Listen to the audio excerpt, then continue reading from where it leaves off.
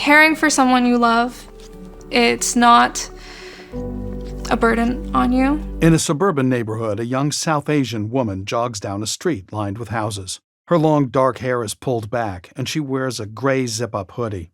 It brings you joy as well to, be able to support somebody. My grandma's very strong-willed. In a house, she sits on a sofa wearing a pale beige cardigan. The kitchen is behind her. So she tried her best to be able to do everything independently.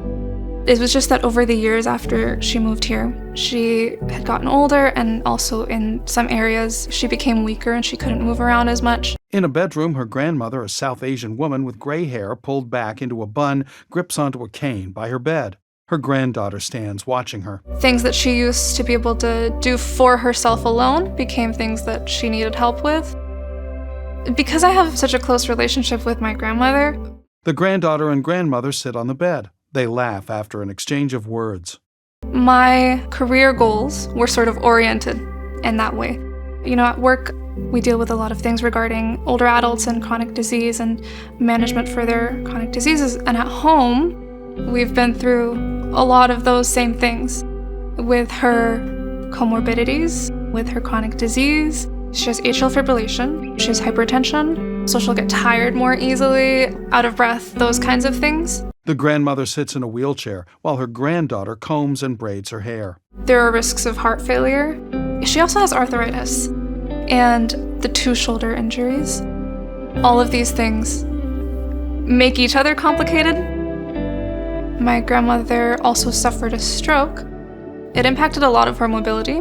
The granddaughter drapes a blanket with a floral pattern over her grandmother's shoulders, then places an inhaler into her mouth and presses the canister. She needed a wheelchair to move around. She obviously had a lot more medications afterwards.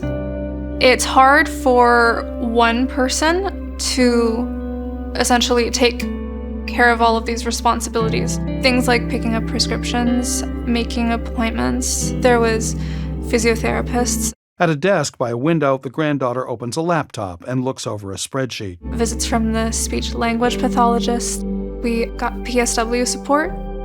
The discharge specialist after the hospital directed us to a lot of these supports, but our role was essentially figuring out what kind of care she needed.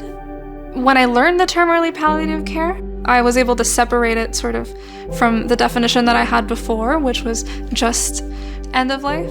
I learned that it includes care for people like my grandmother who have multiple illnesses that are ongoing and that are long-lasting.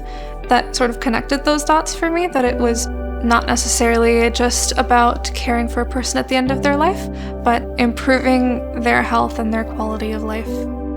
In the beginning, when she came back from the hospital. In the kitchen, the granddaughter bakes roti on a small round skillet over a gas stovetop. I would try to do as much as I could so that she would have to do as little as possible. I learned to reel it back a little. It made my grandma happier or more lively when she was able to be more independent.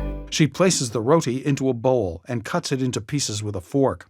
Sitting on the edge of the bed, the grandmother eats over a plate on a small table. I know that was really important for her.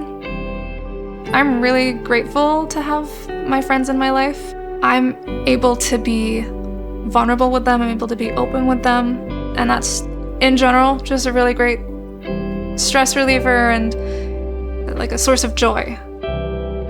I think family is honestly like the core, biggest support system.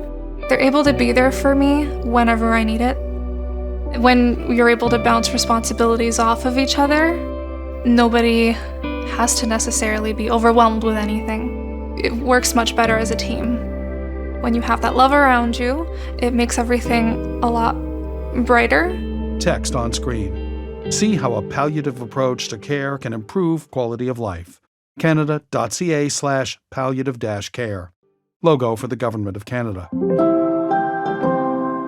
A Canadian flag waves over the final A of the word Canada.